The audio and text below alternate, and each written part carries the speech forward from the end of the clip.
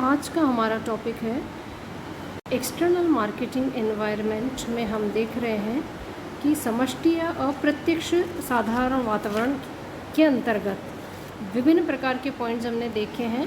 तो आज जो पॉइंट्स लेने जा रहे हैं वह है राजनीतिक वातावरण एवं इसके घटक या political environment and it's components.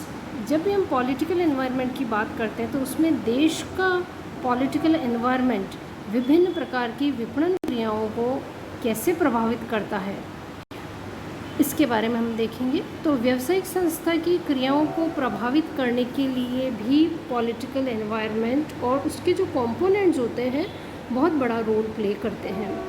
अब इन वातावरण का निर्माण जिन घटकों या हम कह सकते हैं पावर से होता है उनमें कौन कौन से आते हैं। तो सबसे पहले लेते हैं हम पॉलिटिकल आइडियोलॉजी, यानी कि सरकार की राजनीतिक विचारधारा। राजनीतिक विचारधारा सरकार की कैसी है वह विपणन नीतियों को प्रभावित करता है। जैसे कि अगर एग्जांपल लें हम कि कंट्री में क्या डेमोक्रेटिक एनवायरनमेंट है, ऑटोक्रेटिक है, साम्यवादी है या फासीवादी है। तो और आइडियोलॉजिकली देखा जाए तो बेसिकली पॉलिटिकल सिचुएशन कैसी है कंट्री में, उस पर यहाँ पर ध्यान दिया जाएगा। सेकंड लेते हैं हम concept of public welfare and social justice, यानी कि लोक कल्याण एवं सामाजिक न्याय की विचारधारा। अर्थात सरकार की लोक कल्याण एवं सामाजिक न्याय के लिए प्रतिबद्धता की स्थिति कैसी है वह भी मार्केटिंग एनवायरनमेंट को बहुत बड़े रूप में प्रभावित कर सकती है। नेक्स्ट आता है हमारा पॉलिटिकल स्टेबिलिटी, अर्थात राजनीतिक स्थिरता। इसका मीनिंग है कि गवर्नमेंट का कार्यकाल का समय कितना है, सरकार को अन्य दलों का समर्थन कितना है, पड़ोसी राज्यों से संबंध कैसे हैं, या हम कह सकते हैं कि उग्रवाद की स्थिति कैसी है, सोशल तनाव वहाँ पर इम्प्लीमेंट तो नहीं हो रहा है, क्या इमरजेंसी की सिचुएशन लागू हो रही है, प्रेसिडेंट रूल या राष्ट्रपति शासन लागू किया जा रहा है, अन्य और भी तरह की परिस्थितियाँ होती हैं जो कि राजनीतिक स्थिरता को दर्शाती हैं। तो पॉलिटिकल स्टेबिलिटी भी किसी भी संस्था की विपणन क्रियाओं को प्रभावित कर सकता है और इसे हम एक्सटर्नल एनवायरनमेंट ही मानते हैं। नेक्स्ट फोर्थ पॉइंट लेते हैं हम नेशनल सिक्योरिटी, राष्ट्रीय सुरक्षा एवं सैन्य नीति।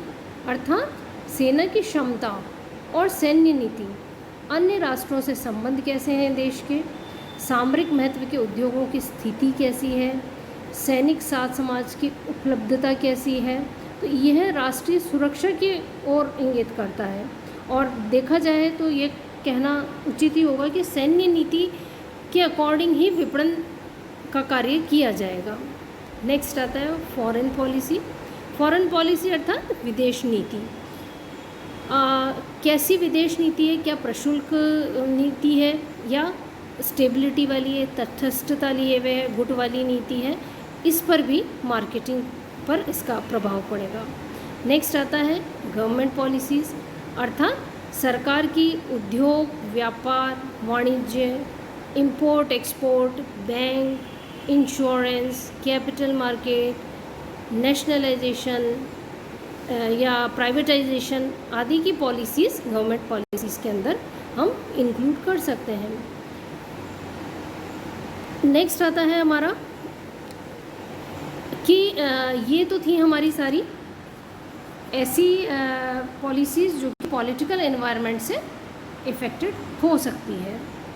नेक्स्ट अगर हम लेते हैं तो देखेंगे कि टेक्नोलॉजिकल एनवायरनमेंट भी काफ़ी हद तक मार्केटिंग को प्रभावित कर सकता है। तो जब हम टेक्नोलॉजी की बात करते हैं तो ऐसी शक्तियाँ या घटक जो किसी संस्था के लिए तकनीकी संसाधनों की उपलब्धता को प्रभावित करते हैं अथवा जो किसी संस्था में तकनीकों के उपयोग या तकनीकी क्रियाओं को इफ़ेक्ट करते हैं उसे हम टेक्नोलॉजिकल एनवायरनमेंट कह सकते हैं। तो इसमें सबसे पहले हम देखते हैं कि status of availability of technology, कि तकनीकों की उपलब्धता की स्थिति कैसी है, ये देखना यहाँ पर बहुत इम्पोर्टेंट हो सकता है। दूसरा देखते हैं हम अवेलेबल ऑल्टरनेटिव्स, कि जो विभिन्न तकनीकें उपलब्ध हैं उनके ऑल्टरनेटिव्स क्या क्या हैं? Level of technology, cost of available technique, speed of change in domestic and foreign policy of government, अर्थात देश और विदेश में तकनीकों में जो परिवर्तन हो रहा है उसकी स्पीड कैसी है, चेंज कैसे होता जा रहा है।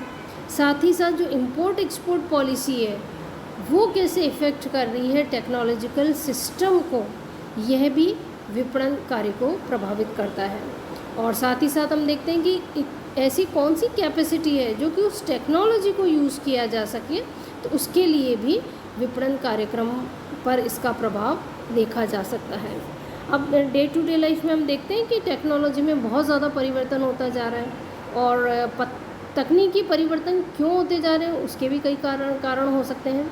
जैसे कि नए नए यंत्रों का विकास हो रहा है, जैसे for example we can take the example of computers है, रोबोट्स है, तो नवीन यंत्रों का विकास हो रहा है। साथ ही साथ नवीन सामग्रियों का विकास हो रहा है, जैसे कि प्राकृतिक कच्चे माल के स्थान पर केमिकल्स यूज़ किए जा रहे हैं। साथ ही साथ रिसर्च एंड डेवलपमेंट सेंटर्स ज़्यादा डेवलप होते जा रहे हैं। ऊर्जा के नवीन स्रोतों की खोज हो रही है। नॉन ट्रेडिशनल या रिन्यूएबल एनर्जी ज़्यादा यूज़ की जा रही है, जैसे कि पवन ऊर्जा है या अपशिष्ट पदार्थों से ऊर्जा हो सकती है, सोलर एनर्जी हो सकती है। साथ ही साथ कई और भी, जैसे इंटरनेट सेवाओं का प्रचलन बढ़ रहा है, biotechnology is increasing day by day, और साथ ही साथ तकनीक के हस्तांतरण के अनुबंध भी किए जा रहे हैं। तो इस तरह से हम कह सकते हैं कि तकनीकी